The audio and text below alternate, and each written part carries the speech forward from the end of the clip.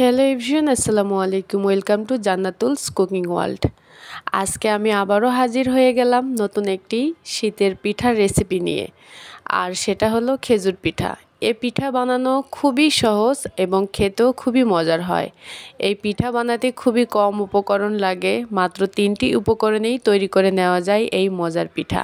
তো এই পিঠা বানানোর জন্য আমি প্রথমেই চুলায় দুধ জাল করতে বসিয়ে দিয়েছি একটা হাঁড়িতে। তো আর এই পিঠাটার যে খামির হবে সেটা অবশ্যই দুধ দিয়ে বানাতে হবে। দুধ দিয়ে বানালে এর টেস্টটা অনেক মজার হয়। তো দুধটা বলক ওঠার সাথে সাথে এর মধ্যে আমি দিয়ে দিলাম হচ্ছে 2 টেবিল চামচ পরিমাণ ঘি। তো ঘিটা একটু গলে যাওয়ার জন্য অপেক্ষা করতেছিলাম। তো ঘিটা প্রায় গলে গেছে। তো এর মধ্যে আমি এখন দিয়ে দিব 1 চামচ লবণ। এই দুধ দিয়েই আমি ময়দার খামির তৈরি করব। আর হ্যাঁ, এখানে আপনারা ময়দার পরিবর্তে চালের গুঁড়াও ব্যবহার করতে পারেন। তো আমি শুধু ময়দা দিয়েই বানাচ্ছি, আবার ময়দা বা চালের গুঁড়ো দুটো একসাথে দিয়েও বানাতে পারেন। তো এখানে আমি ময়দা দিয়েছি হচ্ছে 3 কাপের মতো। তো ময়দাটা আমি এখন ভালোভাবে দুধের সাথে মিশিয়ে নিব, একটা সফট খামির তৈরি করে নেব। তো ভালোভাবে আমি মিশিয়ে নিচ্ছি। তো এই যে দেখুন, আমার ময়দার খামির তৈরি করা শেষ। আপনাদেরকে আমি দেখাচ্ছি কতটা সফট হয়েছে।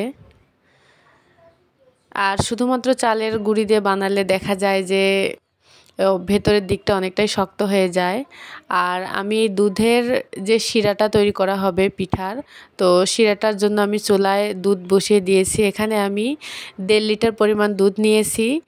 এই দুধটা আমি জাল হওয়ার জন্য বসিয়ে দিয়েছি। অনেকটাই গরম হয়ে গেছে। তার মধ্যে আমি মশলাগুলো দিয়ে দিলাম, খুবই সাধারণ এবং সিম্পল মশলা। আর আর এখানে আমি 1.5 কাপ পরিমাণ চিনি দিয়ে দিচ্ছি। এখন আমি একটা চামচের সাহায্যে চিনিটা গলে যাওয়া পর্যন্ত নাড়তে থাকবো, ভালোভাবে নাড়াচাড়া করতে থাকবো। দুধটা জাস্ট ফুটে উঠলে আমি চুলাটা অফ করে দিব, দিয়ে ঢেকে রাখতে হবে যাতে দুধের গরম ভাবটা চলে না যায়। তো ওইদিকে দুধ জাল হচ্ছে, তো এরই ফাঁকে আমি এখন আটার ডোটা রেডি করে নিচ্ছি, অর্থাৎ পিঠাগুলো এখন আমি বানাবো। এখানে আমি সামান্য পরিমাণে হাতে সয়াবিন তেল মেখে নিয়েছি, যাতে হাতে আটা বা ময়দার ডো লেগে না থাকে। তো আটাটা ভালোভাবে আমি মুথে নিয়েছি, ময়দা। তো এখন আমি একটা লম্বাটে শেপ দিয়ে নিচ্ছি, অনেকটা দড়ির মতো লম্বা, আপনারা দেখলেই বুঝতে পারবেন। তো এখান থেকে আমি সামান্য পরিমাণে একটু ময়দা নিয়ে নিব, নিয়ে হাতে আমি একটু গোল করে নিব বোর্ডের উপরে। এই যে একটু গোল করে নিচ্ছি, নিয়ে এরপরে আমি একটা লম্বাটে শেপ দিব। এভাবে আমি হাতের সাহায্যে একটু লম্বা করে নিব।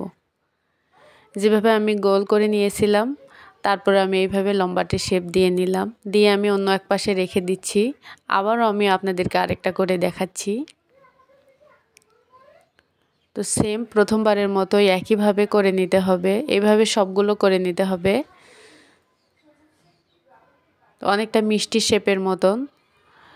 তো সবগুলো এইভাবে আমি করে নিয়েছি, নিয়ে এরকম একটা কাঠি নিয়েছি। এখানে আপনারা টুথপিকও ব্যবহার করবেন, আবার করতে পারেন, আবার পরিষ্কার যে কোনো একটা কাঠিও ব্যবহার করতে পারেন। এই কাঠিতে আমি অল্প পরিমাণে একটু তেল লাগিয়ে নিয়েছি, যাতে ইজিলি বের করা যায়। তো ওই পিঠাগুলোর মাঝখান বরাবর দিয়ে তারপরে এপাশ ওপাশ ঘুরিয়ে নিয়ে মাঝখান থেকে আলতোভাবে বের করে নিতে হবে। অনেকটা খেজুরের যে বিচি তার মতন হয়, ওই কারণে এই পিঠাকে খেজুর পিঠা বলা হয়। তো পিঠার উপরে আপনারা নানান প্রকার নকশাও করতে পারেন, তো আমি নকশা করলাম না। তো নর্মালি এভাবে দেখাচ্ছি, এটাই অনেক সহজ, খুবই সহজ এভাবে বানানো। আশা করছি আপনারা একবার হলেও বাসায় এভাবে ট্রাই করে দেখবেন, কতটা সহজ হয় বুঝতে পারছেন।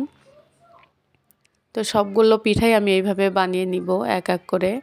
আর হ্যাঁ, কাঠিটা দিয়ে অবশ্যই এপাশ ওপাশ ভালোভাবে ঘুরিয়ে নিতে হবে, যাতে ভেতরের দিকটা অনেকটাই ফাঁকা থাকে, তাতে ভাজতে সুবিধা হবে। এবং মিষ্টির শিরাতে যখন আমরা এটাকে ফেলবো, শিরাগুলো ভালোভাবে ভেতরে ঢুকে যাবে।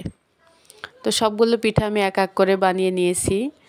এই তো বানানো শেষ সবগুলো পিঠা। দেখুন কতটা সুন্দর লাগতেছে দেখতে। তো পিঠাগুলো আমার বানানো শেষ। তো এখন আমি চুলায় একটা কড়াই বসিয়ে দিয়েছি, পিঠাগুলো ভেজে নিতে হবে। আর পর্যাপ্ত পরিমাণে তেল দিয়ে দিয়েছি, তেলটা গরম হয়ে এসেছে, আপনারা বুঝতে পারছেন। তো এর মধ্যে আমি পিঠাগুলো একটা একটা করে ছেড়ে দিব, দিয়ে ভালোভাবে হালকা ব্রাউন কালার আসা পর্যন্ত আমি ভেজে নিব। এই তো পিঠা আমি ভেজে নিচ্ছি, অনেকটাই ফেটে গেছে, তো ফেটে গেলেও সমস্যা নাই, রসটা ভালোভাবে ঢুকলেই হলো, ফুলে উঠেছে। এখন আমি একটা একটা করে এপাশ ওপাশ করে উল্টিয়ে দিব।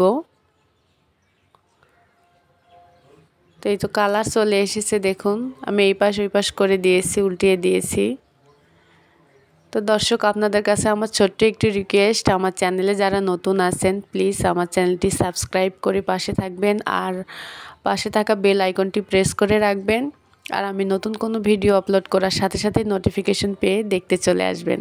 আর হ্যাঁ, অবশ্যই আপনাদের মূল্যবান মতামত কমেন্ট সেকশনে লিখে জানাবেন। তো এই পর্যায়ে পিঠাগুলো হয়ে গেছে, আমি একটা একটা করে তুলে নিচ্ছি। এখন তুলে ওই গরম অবস্থাতেই আমি এই তো দুধ যে আগে থেকে শিরা তৈরি করে রেখেছিলাম, অনেকটা গরম, যার কারণে ক্যামেরার সামনে এরকম লাগতেছে, তো তার মধ্যে এখন আমি দিয়ে দিচ্ছি।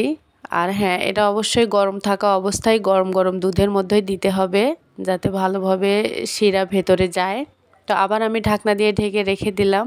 তো আবারও আমি চুলায় বসিয়ে দিয়েছি আরেকগুলা, দিয়ে ওই সেমভাবে সেম প্রসেসে আবারও আমি এগুলো দিয়ে দিচ্ছি পিঠার মধ্যে। তো আমি চামচের সাহায্যে আবারও ভালোভাবে পিঠাগুলো চুবিয়ে দিচ্ছি, অর্থাৎ দুধের মধ্যেও ভালোভাবে ভিজিয়ে দিচ্ছি। তো এই তো পিঠার ফাইনাল লুক পরদিন সকালবেলা। তো পিঠা আমি আপনাদেরকে একটা কেটে দেখাচ্ছি কতটা সফট হয়েছে, একদম গলে গেছে, চামচ দিয়ে তুলতে একদম ভেঙে একাকার।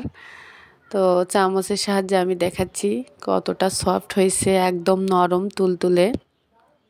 এই তো সবগুলো পিঠাই আমার এরকম হয়েছিল। তো দর্শক, আমি অনেক সহজভাবে আপনাদেরকে দেখানোর চেষ্টা করেছি। তো আজকের মতো আমি এখানেই বিদায় নিচ্ছি। আল্লাহ হাফেজ।